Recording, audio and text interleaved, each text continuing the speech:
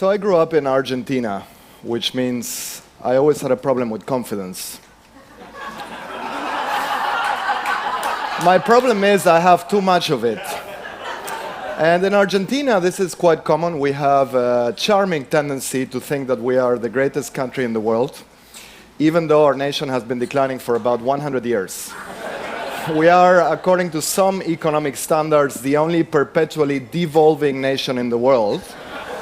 And to cope with this, or maintain our delusion, we also have the highest concentration of psychoanalysts per capita in the world. And if you don't want to spend your life in therapy, you can do what I did, which is you become a psychologist yourself. So I've always been interested in the relationship between confidence, how smart you think you are, and competence, how smart you actually are.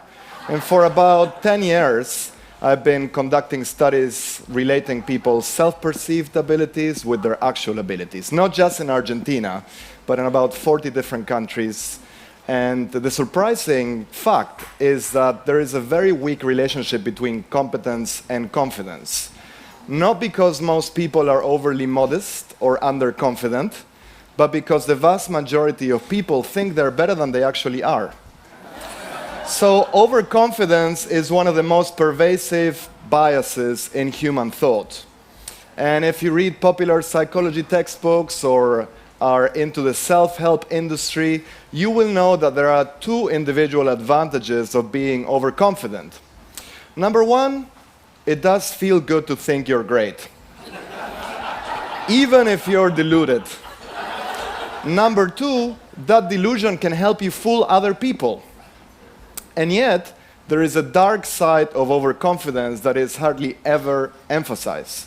For example, overconfidence explains why some people are much more likely to have traffic accidents, whether drivers, cyclists, or pedestrians, why some people gamble and are into compulsive, pathological levels of gambling, and why we have financial gambling cases, such as the last meltdown, which are caused not just by greedy investment bankers, but also overconfident consumers who overestimate their ability to pay back their loans and mortgages.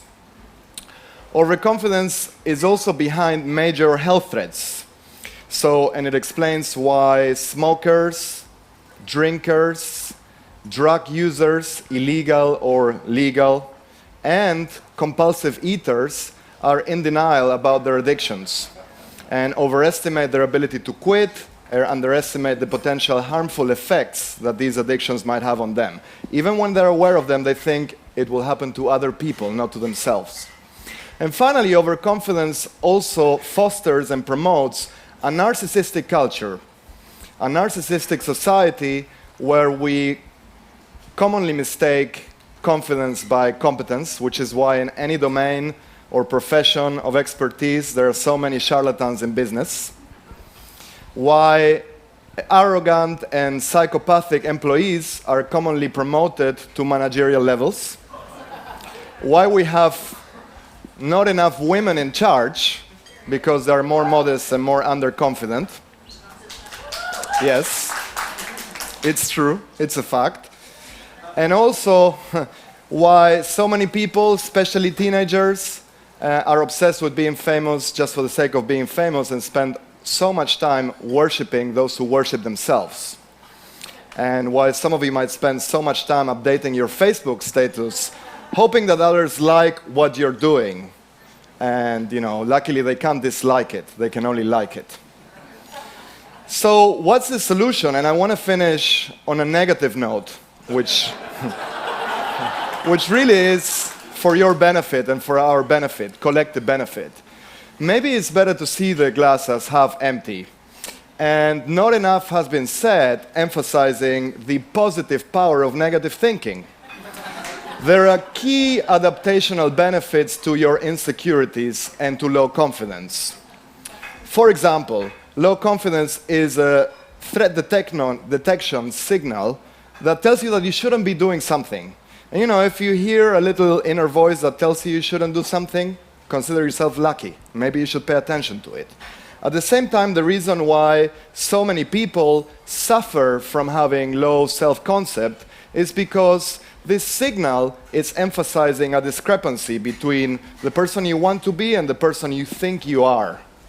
And so what you should do about it is try to reduce that discrepancy or that gap between confidence and competence by working hard, not by reading self-help books that tell you that you shouldn't worry about your self-esteem, that you're great, no matter what other people think of you. And finally, low confidence and insecurities are key to keep us modest, humble. And there are many advantages to modesty. It keeps us attentive to negative feedback, which means that we are more coachable.